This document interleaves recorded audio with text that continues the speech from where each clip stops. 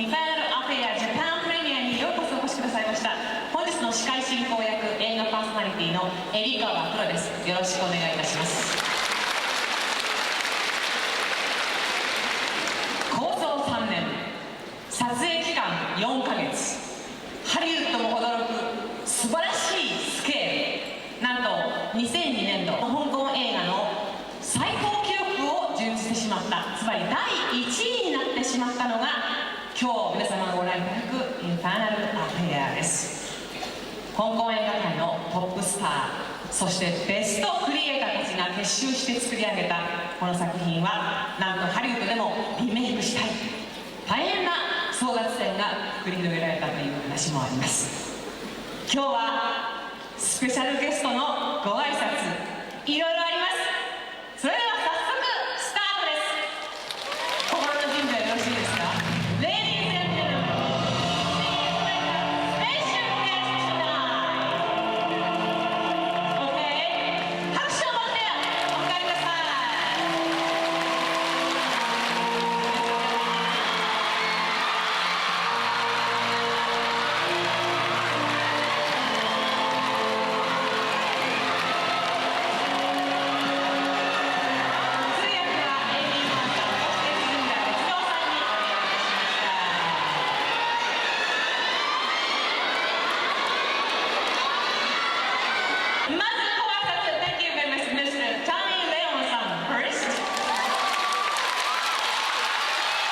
こんばんは。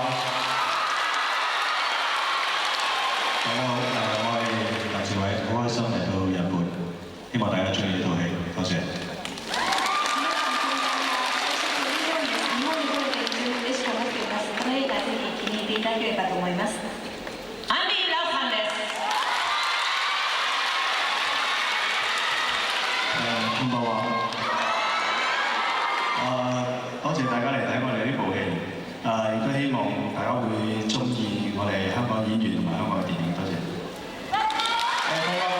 この映画を見てくださってありがとうございます。香港の俳優たち、そして香港の映画を気に入ってくれることを祈っております。ケリー・チャンさん。こんばんは、皆さん。よろしくお願いします。この映画は素晴らしいですから、皆さん、ぜひ好きになってください。ありがとうございます。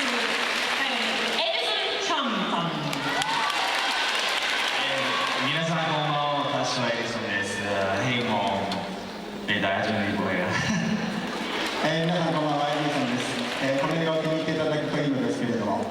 はい、では私の方から皆様に質問を一ついいですか？この映画の見どころを教えてください。アンディ・ラオさんから。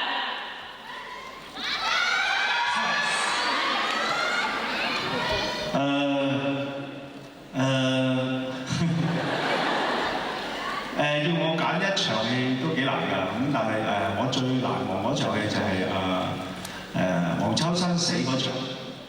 黃秋生死嗰場係因為當日拍嘅時候咧，我喺現場，雖然我冇份，但係我一路睇到黃秋生喺度發脾氣，因為嗰日係佢生日，要拍佢死嗰場。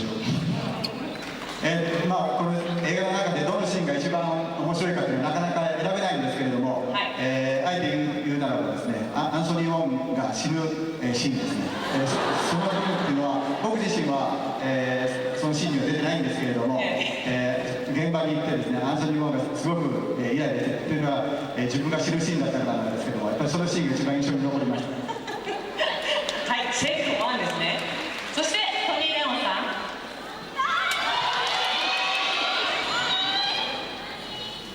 我覺得成套戲都好好睇嘅。如果你一定要我揀一場咧，我就話我從來都話喺天台嗰場戲，我覺得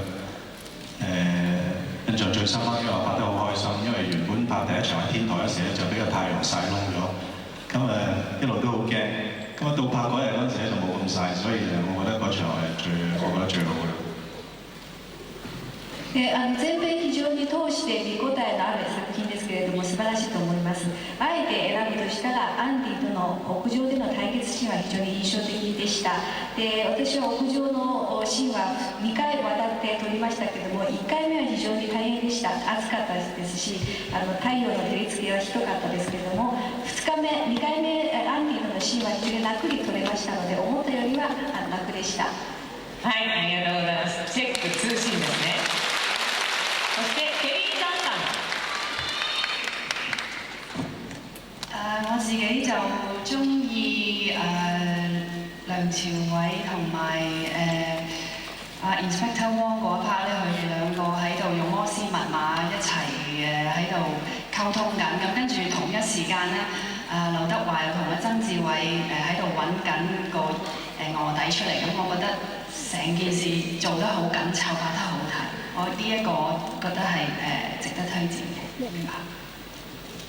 私が一番好きなシーンはトニーと自分の上司との間ですね、電報機を使ってお互いに知らせる、情報を知らせる、また一方麻薬は取引されているところ、非常に緊迫感があって、非常に私にとって一番大好きなシーンです。皆さんにお勧めしたいと思います。はい、3番目のチェックポイントです。エルソン・チャンさんのおすすめシーン、見どころです。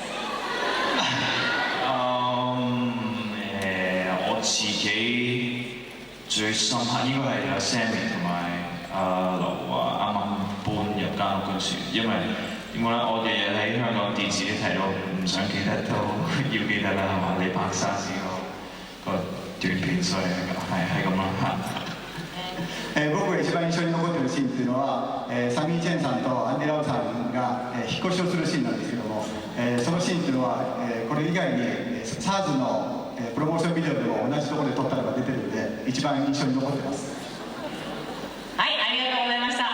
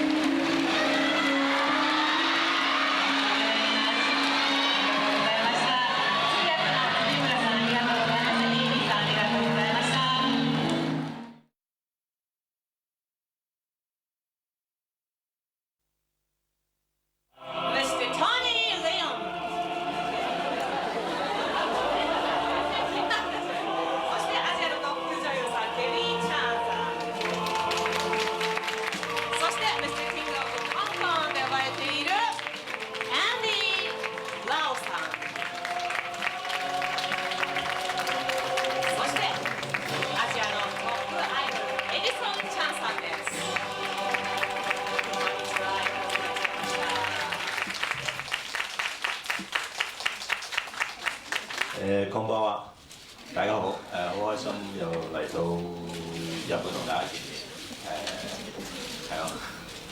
皆さんこんにちは。日本に来てまた皆さんにお会いできて非常に嬉しく思います。ありがとうございます。今確かこんばんはって言いました。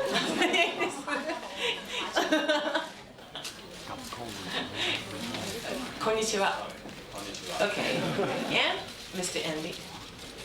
こんにちは。Good. 好少喺日本開電影張會，好少見到咁多人。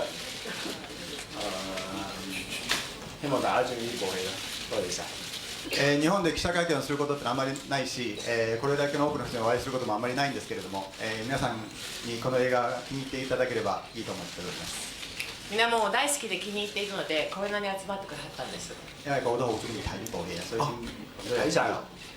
もう皆さんご覧になったんですか？もちろん、ほら。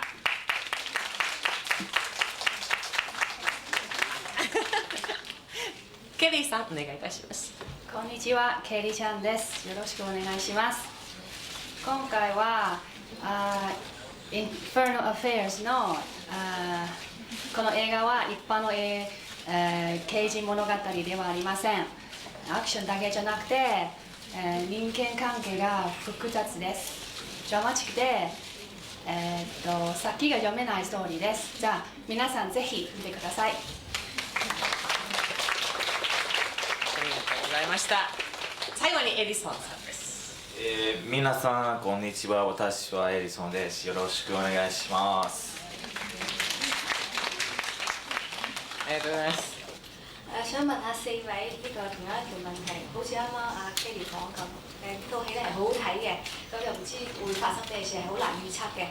咁我想要你哋4位用一句話去形容下呢套戲嘅，你哋自己嘅形容話。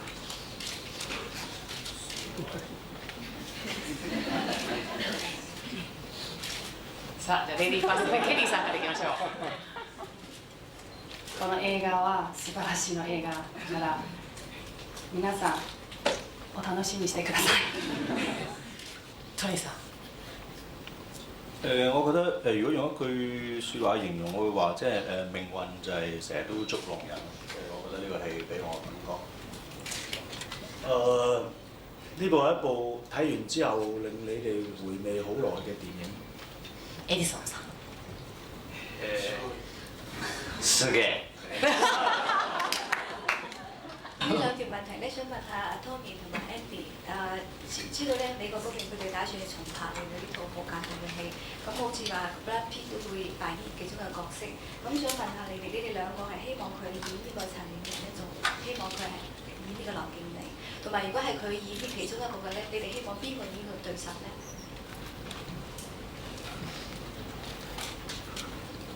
我唔敢希望啊，因為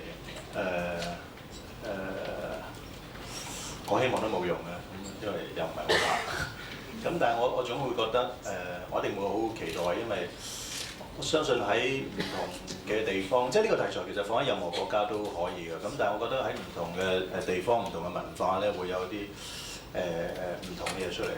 咁希望冇特別希望邊個去做。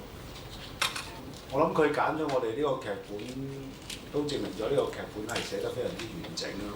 咁我諗任何一個演員有一個咁完整嘅劇本，我諗都能夠勝任。咁所以邊個做我真係冇乜 idea。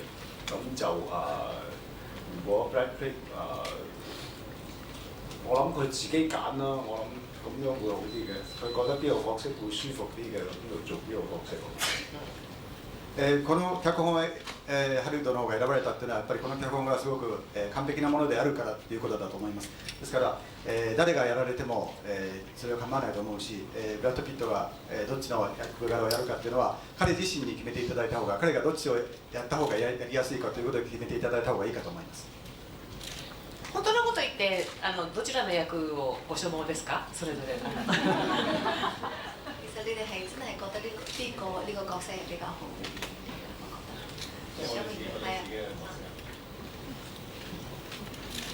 喺當初未決定嘅時候咧，就梗係會覺得咧，即係我覺得呢個演員睇個劇本嘅時候咧，就梗係會覺得人哋嗰個好過自己嗰個咯。咁但係當你自己做咗落去之後咧，你自然就會中意咗自己嘅角色。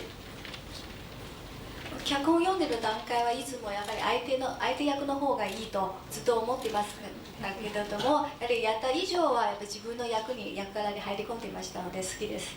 即係我成日覺得好似你叫嘢食咁咧，即係你自己食緊嗰碟咧，就覺得冇人哋嗰碟好似好味啲嘅咁，即係我覺得嗰個感覺係似係。レストランで注文すると同じようにいつも自分が食べているものがまずい、相手が食べているものが美味しく見えるんです。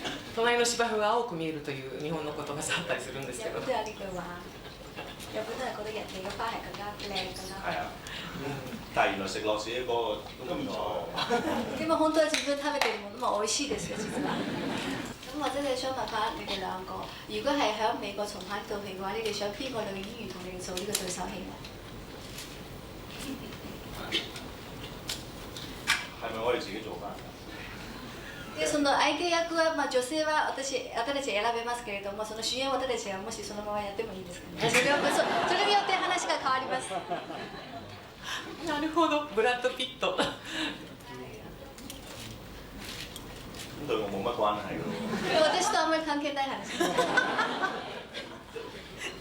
想問幾位問題啦，就話係寫嘅幾位都同時答，就話你哋都係香港嘅大明星，你以前都出演過好多，做過好多套戲。咁你當初接拍呢套戲嘅時候，有冇諗過，有冇預測過呢套戲會係咁 hit 嘅咧？我一定冇啦，因為我就諗住拍2日戲嘅啫嘛，咁點知就拍咗2日之後，嚟緊第3集又有自己嘅份咁即係拍嗰陣時唔知咯，因為但係睇完呢部戲，覺得呢部戲真係好精彩咯。從來都冇諗過，因為唔敢諗，因為我成日都覺得，如果你好多期望咧，就會換嚟好大嘅失望。即係你其實我覺得作為一個演員，你盡力做嗰個戲咧，已經係你能力範圍可以做得到。咁出嚟會係點，或者觀眾中唔中意，票房好唔好，其實係唔係我哋控制到，所以從來我都唔敢期望咁多，反而會有意外收穫。冇啊！我以為我自己部戲都好賣嘅，咁啊，終於等咗20年先等到呢部咯。僕自身は自分が出てる映画っていうのはどれもすごいヒットすると思ってました。點講？因為我之前我拍《願望樹》好耐之前，我已經聽過呢個無間道呢個故事。嗰陣時我已經覺得個故事非常之好，不過估唔到會咁好咯即係咁想問下 Tommy 同埋 Andy 呢個問題，就係話知道咧第2集咧係講翻即係第1集發生之前嘅一啲事，咁就知道唔知呢個無間道嘅第3集係咪講乜嘢？係咪就迎嚟一個大結局咧？咁你可唔可以即係話就你哋可以講嘅範圍嚟同我哋介紹下？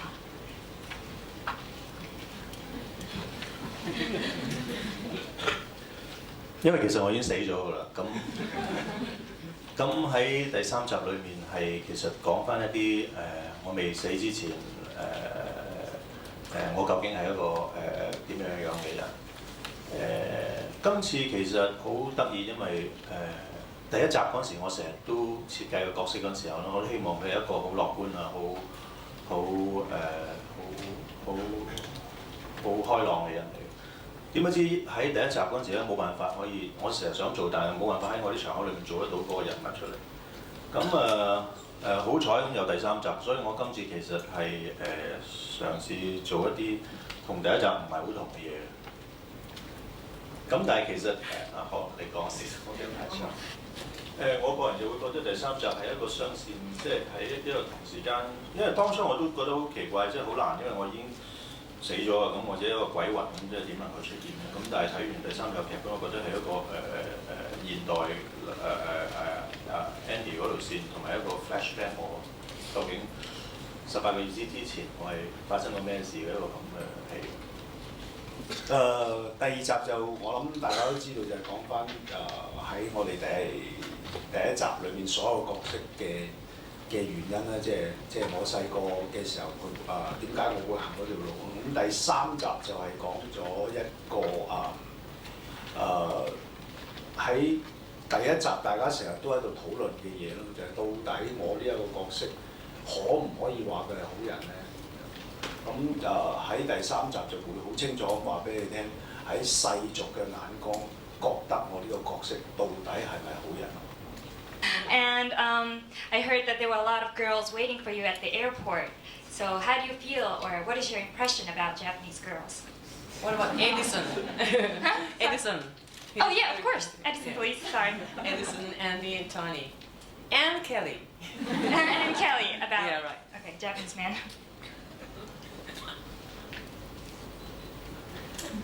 我出機場嗰時得一個人等我嘅，所以個女仔嘅感覺好日本咯，好可愛啊！係咯，好想同佢哋傾偈，但係又講唔到咁。I like.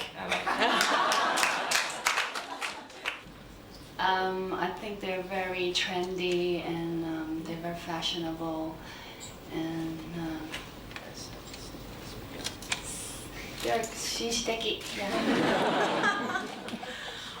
想問 Edison 咧，咁最初知道你要演劉德華五大明星嘅童年時期個角色嘅時候咧，你有咩感覺咧？同埋有冇壓力咧？佢哋一開頭叫我拍劉德華年青嘅時候，我有少少覺得少少奇怪，因為我唔嗰陣時我唔會覺得我好似，我唔覺得我似佢啦，即係嗰陣時。不過即係拍翻出嚟嗰時就覺得啊係喎，即係有少少似喎嗰個壓力第一集就即係冇乜咯，講真，因為我嗰陣時成個劇本啊整體嘅嘢我都唔係好清楚，同埋我講真我出即係拍咗諗40幾秒嘅啫，我出只有40幾秒一分鐘冇乜壓力嘅嚇。咁Andy 你個眼光嚟睇咧，即係佢阿 Eddie 同你個童年時期嘅咁似唔似咧？其實無論似唔似都好，其實我哋兩個人準備去演係一個角色嚟。咁其實我哋before 我哋拍呢度以前，雖然佢係出好短嘅時間，但係佢都會不時咁樣揾我，然後大家研究究竟我哋一齊演同一個角色嘅時候有咩共通點。首先想問 Tony 啦，同埋 Andy， 即係話 Tony， 你對作為一個演員，你係點評價呢個華仔嘅？同埋華仔咧讓我翻嚟，你點評價佢嘅？同埋第二條問題想問下 Kelly， 今日點解戴個手襪嘅？有咩特別嘅意思啊？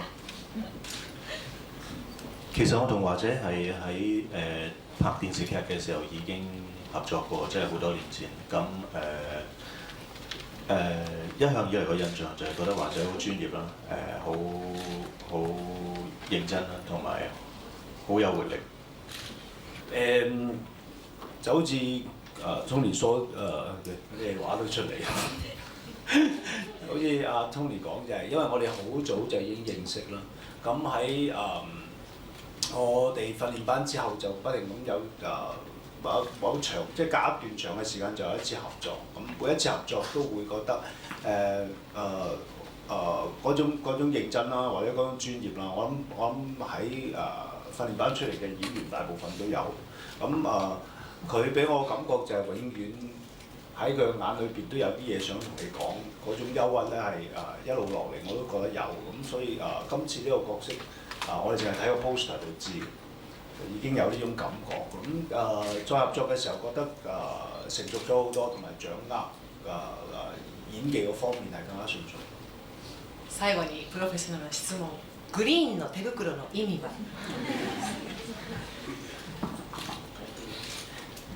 おしゃれと思います。扮靚，特別な意味覺得呢個好靚。決まってますね。ということで記者会見これで終了です。たくさんのご質問ありがとうございました。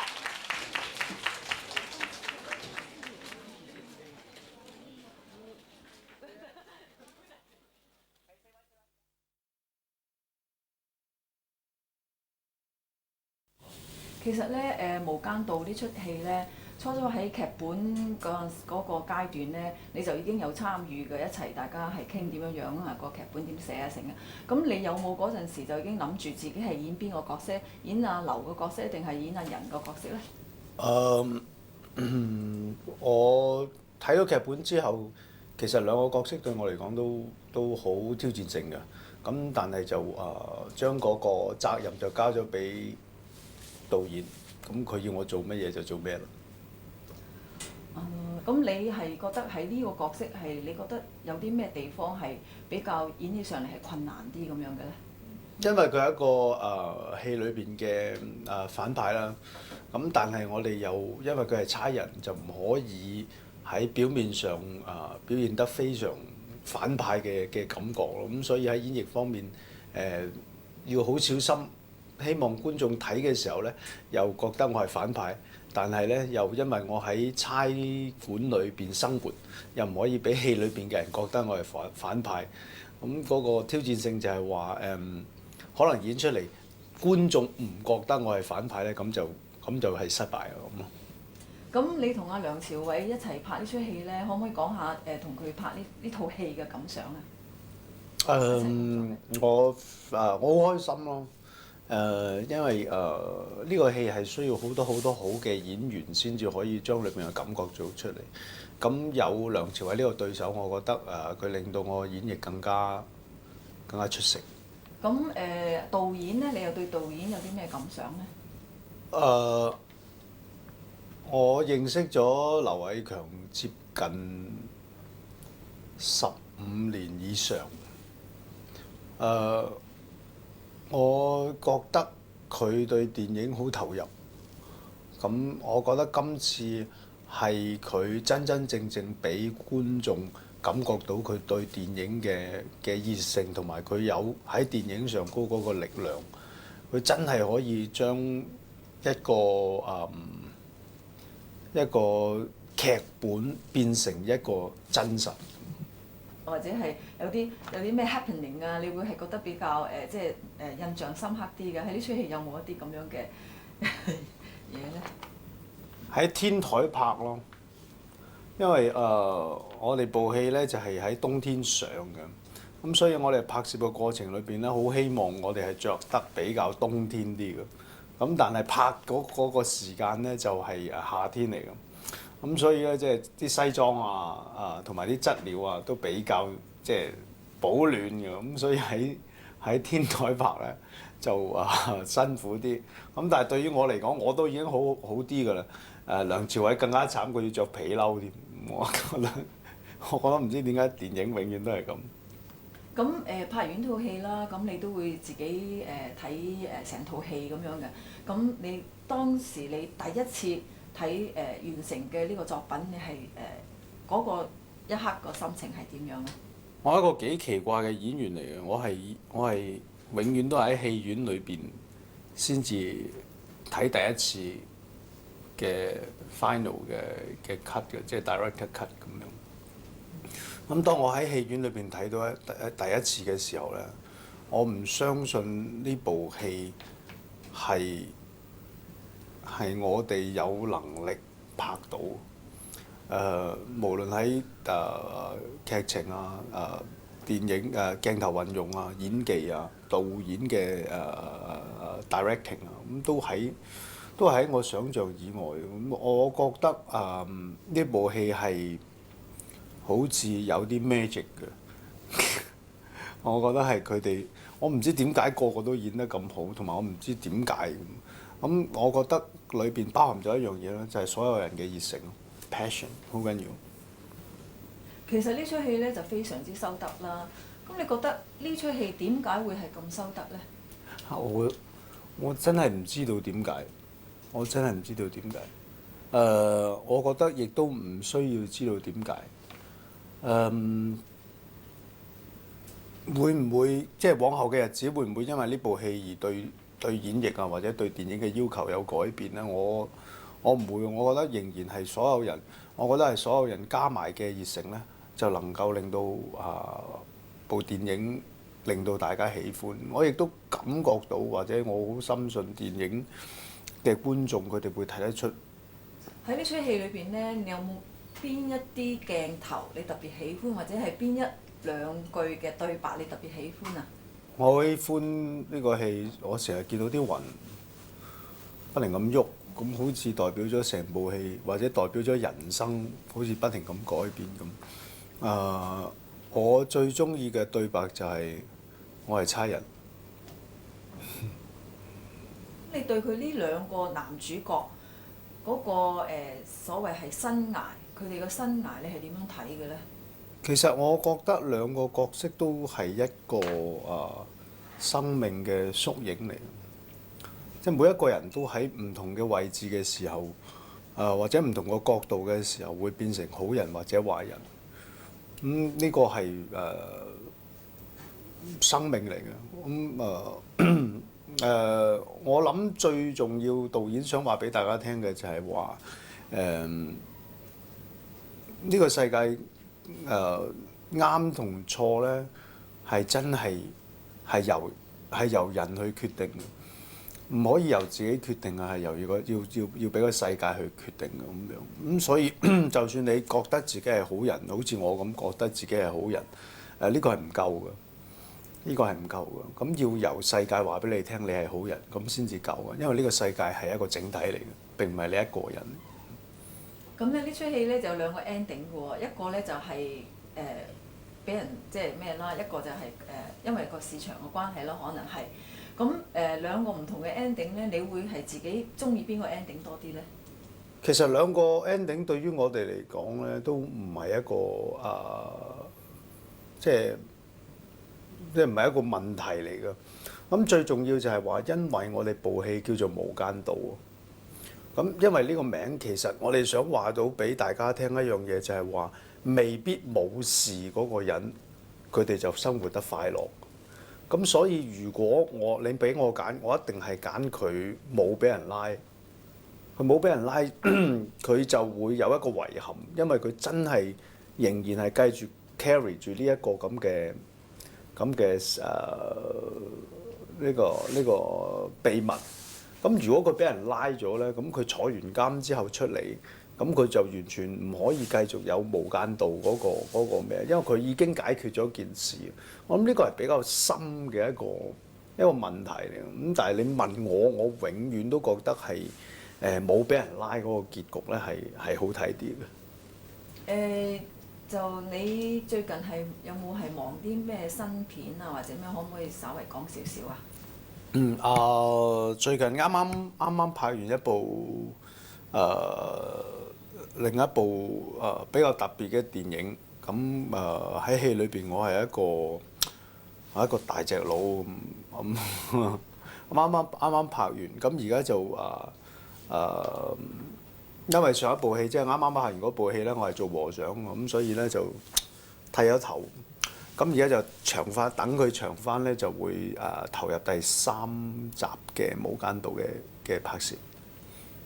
你可唔可以對住日本嘅觀眾講幾句説話咧？首先好多謝有好多日本嘅觀眾咧支持我哋香港嘅電影啦。咁我亦都知道即係我即係喺度做啲 research 啦，咁大家可能對偵探片咧嗰個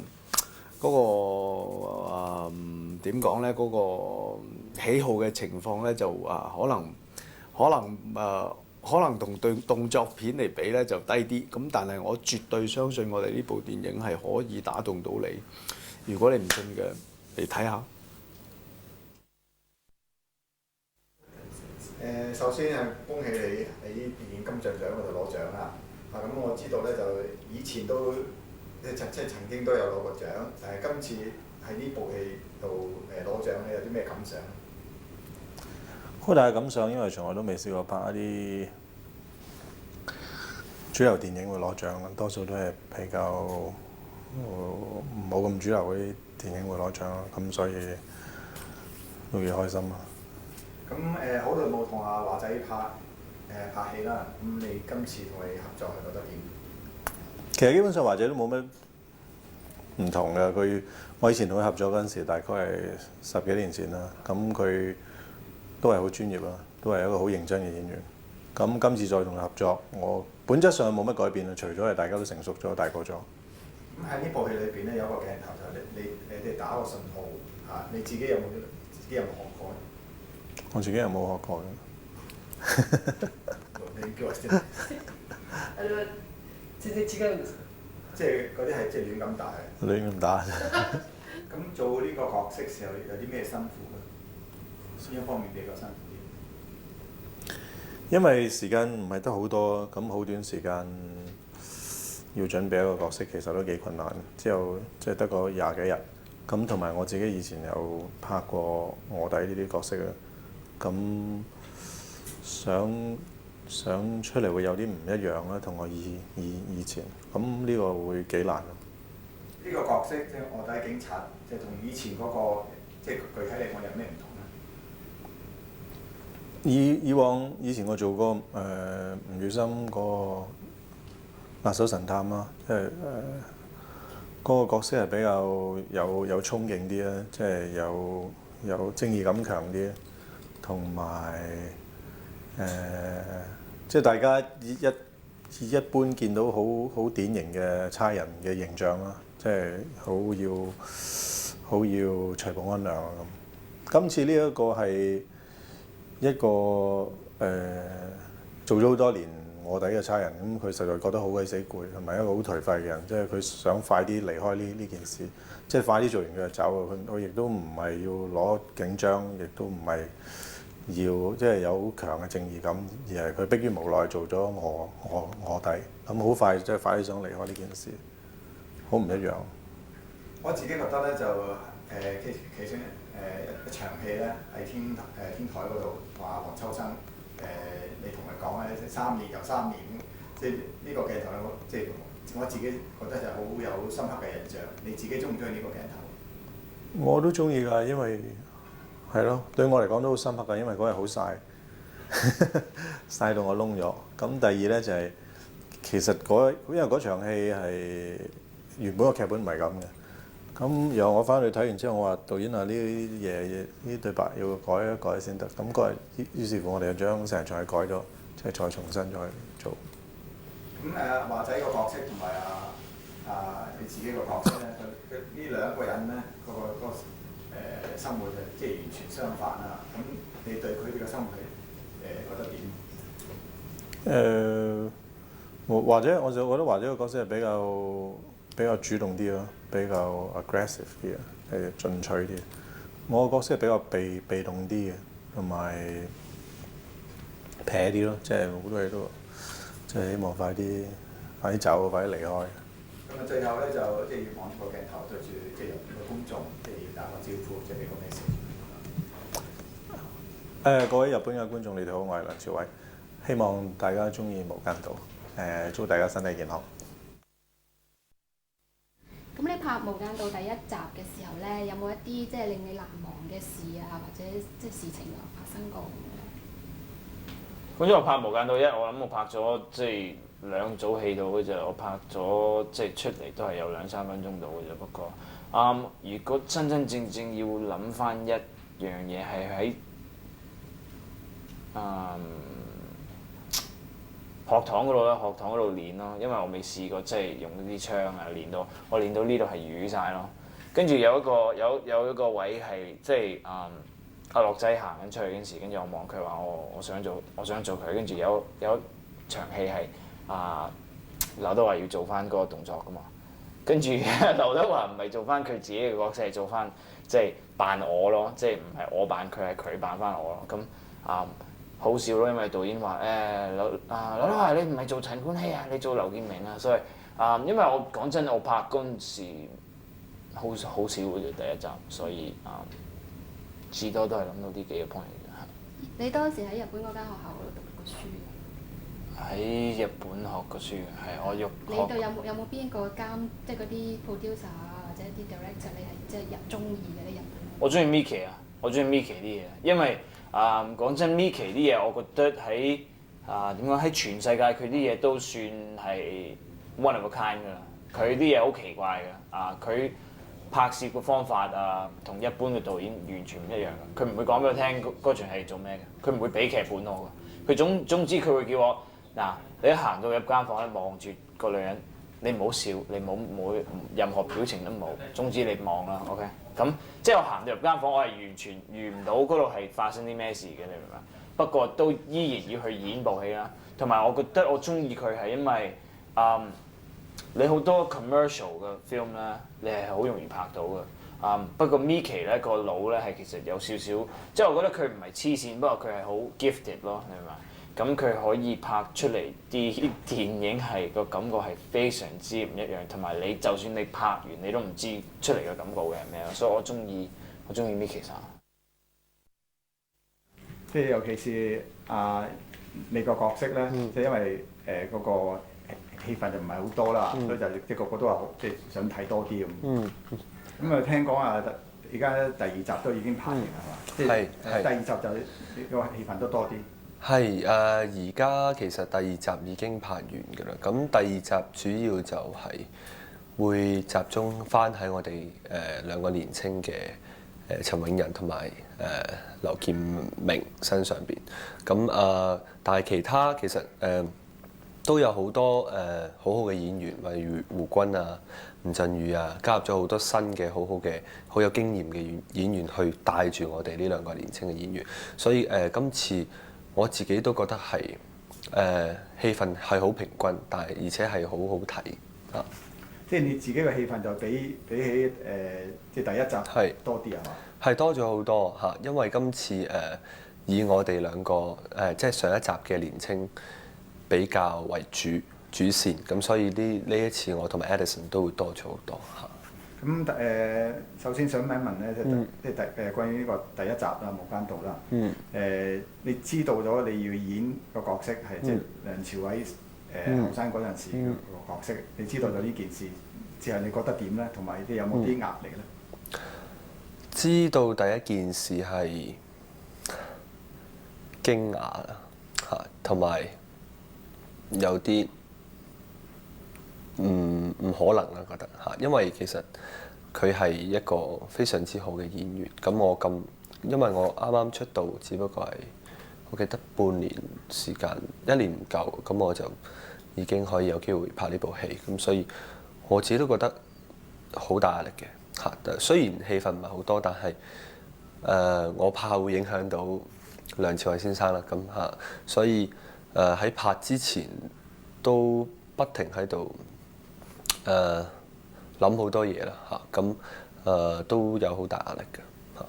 咁以前你有冇睇過梁朝偉嗰啲戲嘅？我有睇好多㗎啦，我諗以前由王家衛嘅戲，佢一路都到無論 commercial 或者係比較 art 啲嘅戲，我都有睇過。因為其實佢喺香港嚟講都係一個真係好 famous 嘅演員，所以我諗好多人都會睇過。咁拍攝過程之中咧，即係佢哋呢啲前輩有冇啲俾啲 advice 你嘅？第一集定係第二集？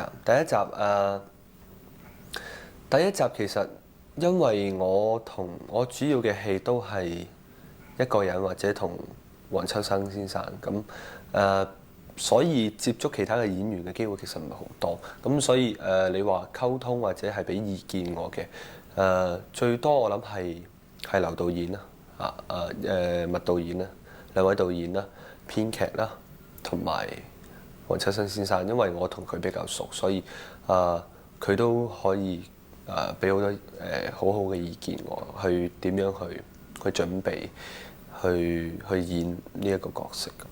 咁即係黃秋生都俾啲意見你㗎係嘛？係，因為其實我之前我第一部拍嘅電影一碌蔗到之前，其實我已經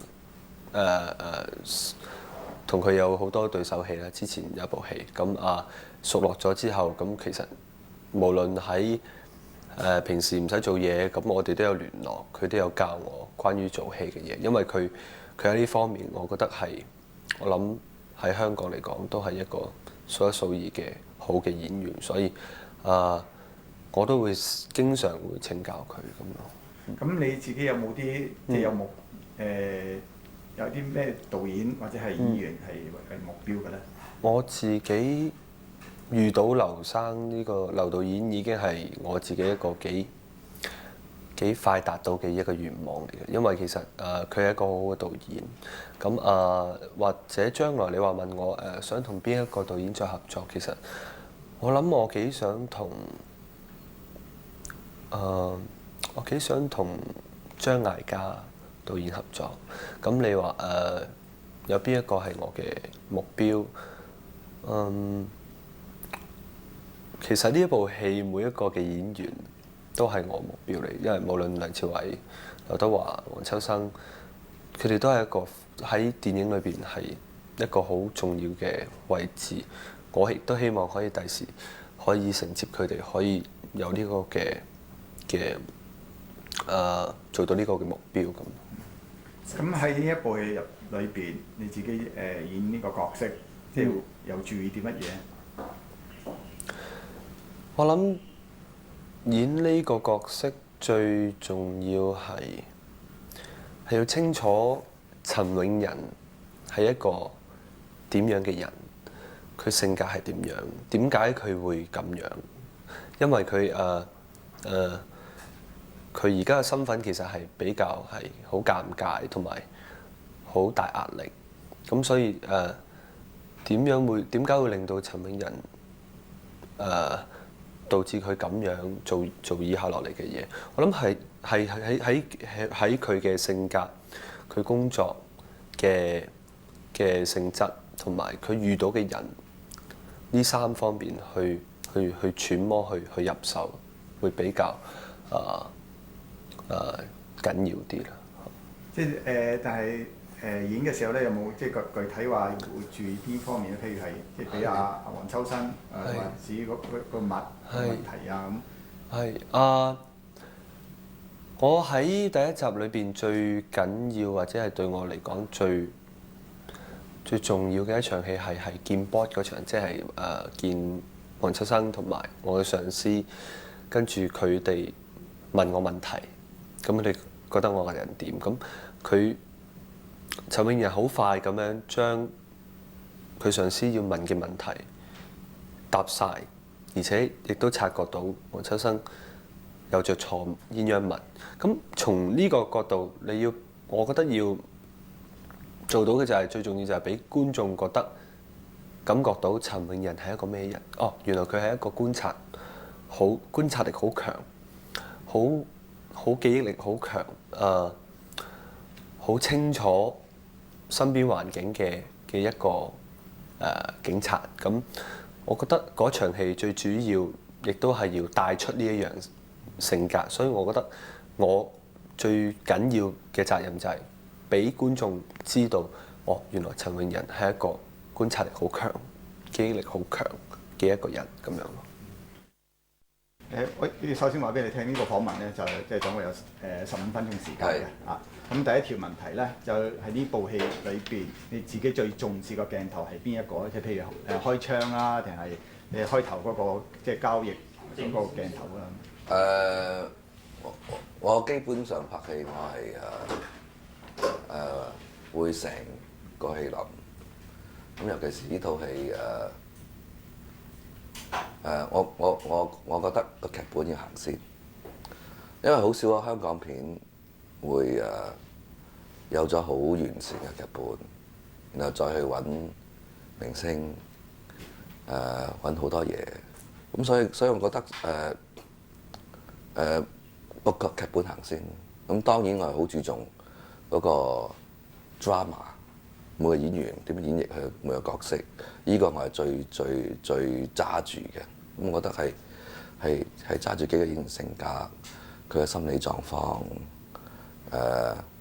佢面對個環境，佢哋點樣處理嗰樣嘢係最緊要。咁呢一部戲咧就唔單止喺香港、亞洲各地都即係好賣座。咁你認為咧呢個原因喺邊度咧？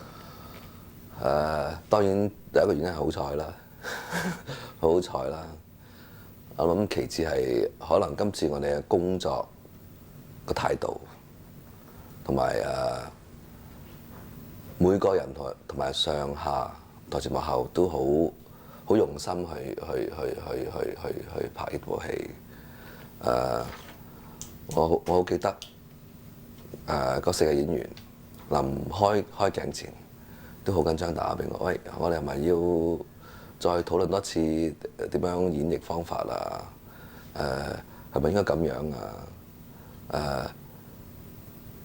無論演員同埋每個幕後各部門，譬如美術、攝影、服裝方面，都好全程去投入呢樣嘢。我諗變咗就係，我諗係個心啦，可能成功就係因為大家都擺個心落去，想拍好呢部戲，咁所以攞到今次咁好嘅成績咯。咁拍呢部戲嘅時候咧，你點樣做 casting 嘅咧？即係點解揀咗佢哋咧？最開始當然呢個劇本，我覺得可能用一啲新人都可以拍，因為我對個劇本好有信心。但係後來我覺得，我已經有咁好嘅劇本，我咪需要用啲更加好嘅演員去做啦。咁同埋喺嗰個市場嘅方面，我都要考慮。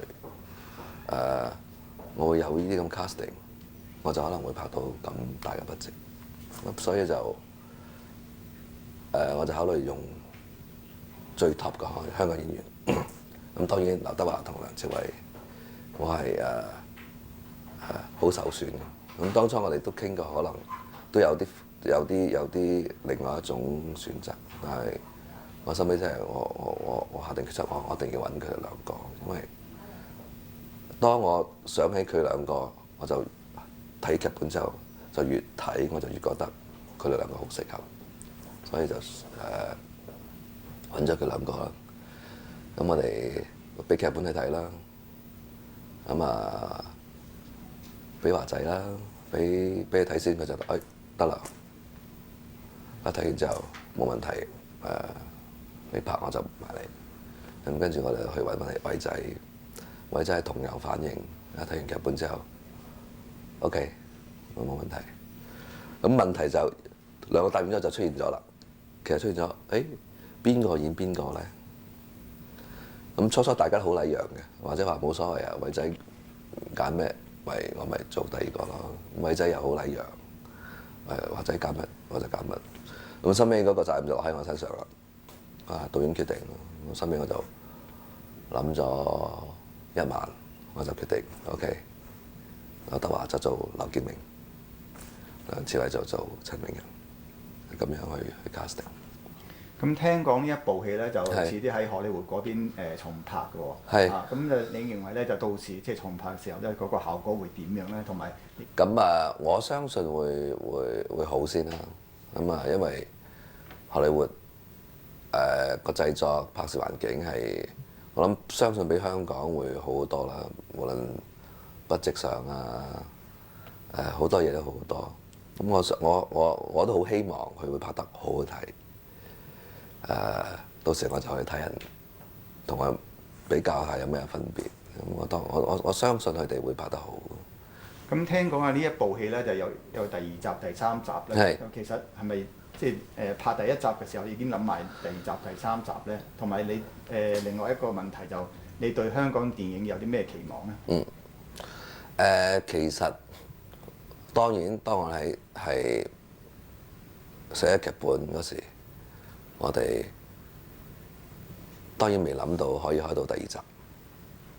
咁當然第1集劇本其實已經有好多嘢喺樹，可以發展到所謂前傳，或者可能第3日叫後傳，有咁足夠嘅材料喺度。但係我哋都唔會講出嚟話，我哋將會有2、3。咁因為好現實嘅。你要睇下票房得唔得啦？即係好似嗰時拍古惑仔一樣。我係當然唔敢講話我可以拍到1、2、3、4、5、6、7集。咁但係都每次劇都好因應我哋嘅票房收幾多，你只有機會拍到嗰集。呢個係好現實嘅因素嚟嘅。咁喺無間道都係因為係咁樣。我唔拍之前。無間道我唔會宣佈話我有2或者3，咁當然拍到中途你就知道，你因為知道套戲你會好，可能第時會票房會收，你就有機會再講多啲故仔出嚟。呢個其實我哋想嘅，因為一個故仔係唔定止個半鐘頭或者2個鐘頭，其實仲有好多空間前後。咁其實好多導演都想再講多啲嘢。咁個機會就係睇你套戲收唔收得啦，即係收得你就繼續會有啦。咁但係無間道就係我哋都決定1、2、3，我哋就停㗎啦，就唔同人事。我啲拍到1、2、3、4、5、6、7咁樣。咁係啊，係因應係根本就係好多材料喺度嘅。咁係視乎我哋點樣去再整翻好啲出嚟。咁對香港電影有咩期望咧？我期望梗係想香港電影又慢慢好翻啦。咁好多因素，香港電影我覺得都會好嘅，因為我哋後邊有大陸市場，如果大陸市場開放，個片量會要求好多。咁但係我都希望即係大家工作者唔好因為有呢個大陸市場而去濫拍咯。我覺得就其實去翻近時嗰個睇法，因為近時我哋嘅香港電影可以去到亞洲好多地方，咁而家就好似變咗好多地方我哋都式微咗咁樣。咁其實我覺得我哋電影工作者再去翻近時拍戲嗰個水準，而喺亞洲各地我哋開始起翻，我覺得都係一個好好嘅前途嚟嘅。咁變咗係，我諗係一個宗旨啦，大家努力拍得好戲，有啲 quality 嘅電影。我相信復甦就係因為靠係最佳方法，就拍多啲有 quality 有水準嘅戲，就我覺得就前途會光明嘅。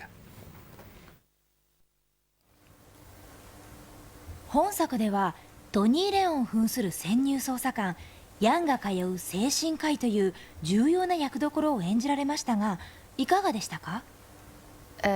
今次演呢一個Dr. Lee 咧，就其實即係因為我係一個guest 嘅演出啦，咁所以就有即係只係有好短嘅時間去喺套戲入邊，咁所以喺咁短嘅時間內，其實都自己擔心點樣可以喺咁短時間內做到 Dr. Lee 呢一個角色咯。咁但係好彩就喺呢一套戲入邊，就嗰個咁短嘅部分咧，就係交代我同梁朝偉基本上就已經唔係醫生同埋病人嘅關係，係我同佢係少少男女朋友展開嘅關係，咁所以就其實即係做得自然啊，咁樣有少少 sweet 啊，咁樣就已經可以咯。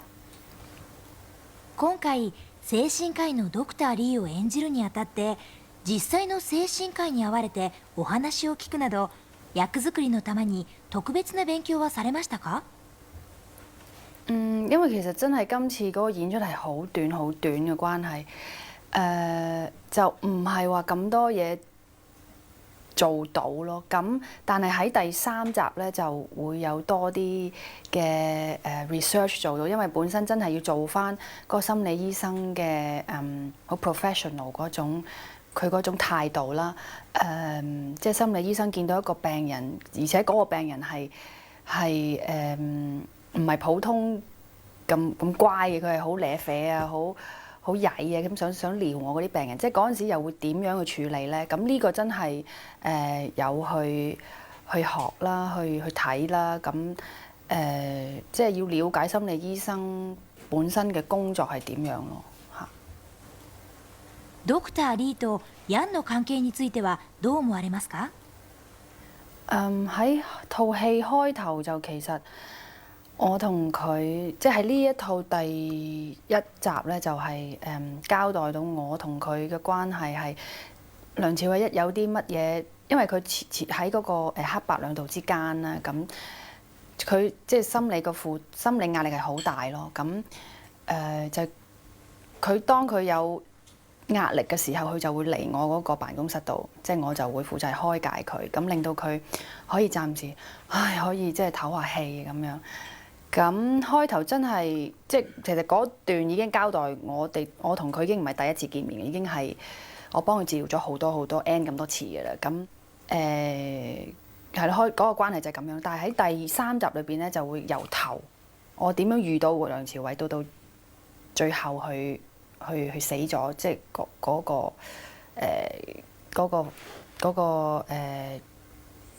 嗰件事，即係會唔會長啲咁樣咯？清楚啲咁樣。本作の中でケリーさんの登場するシーンは非常に印象深いのですが、ご自身のセリフの中で一番好きなセリフを教えてください。因為今次真係好短啊嗰個演出，其實我啲セリフ真係喺1-2頁紙裏邊就完咗。咁最中意嘅對白啊，真係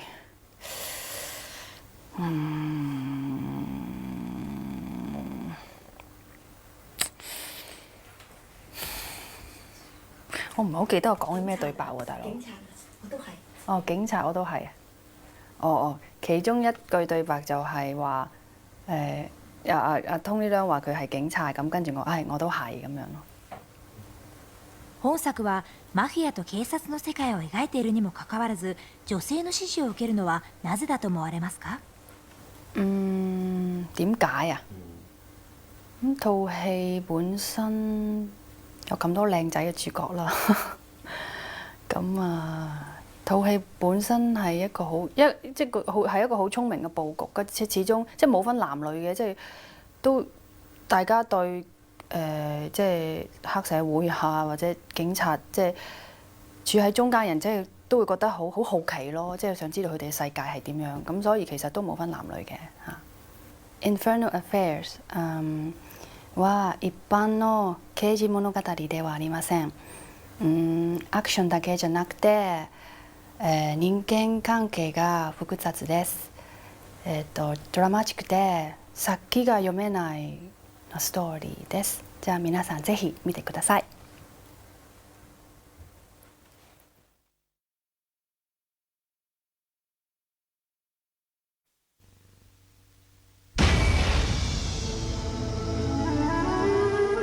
你唔記得咗自己係冰定茶啊？幫我查下邊個？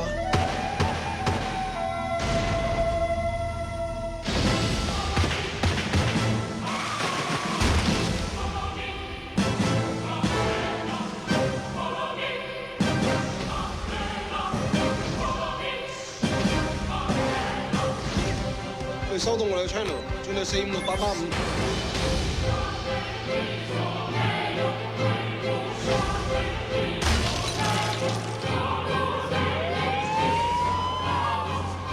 你就係嗰隻牌。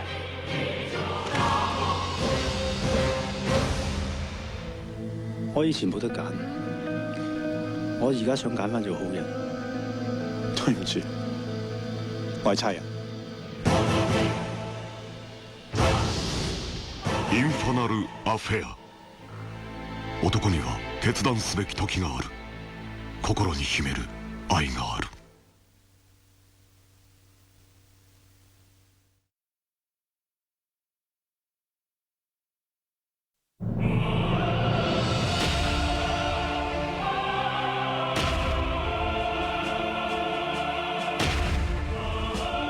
エリート警察官、実はマフィア。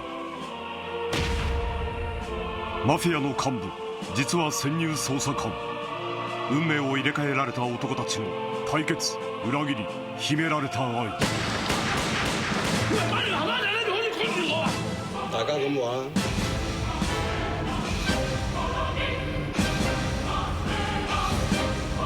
其實我係差人。你收到我哋嘅 channel， 幫我查下邊個？己の宿命を全うする男たちの悲しくも壮絶なドラマに世界が息を飲む。你就係嗰隻牌。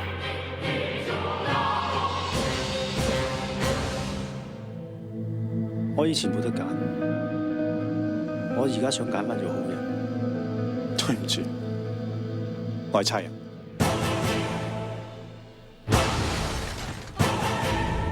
インファナル・アフェア。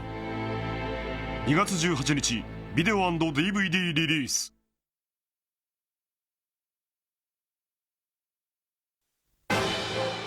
エリート警察官、実はマフィア。マフィアの幹部、実は警察官。你就係嗰隻牌。宿命の対決が今始まる。インファナル・アフェア。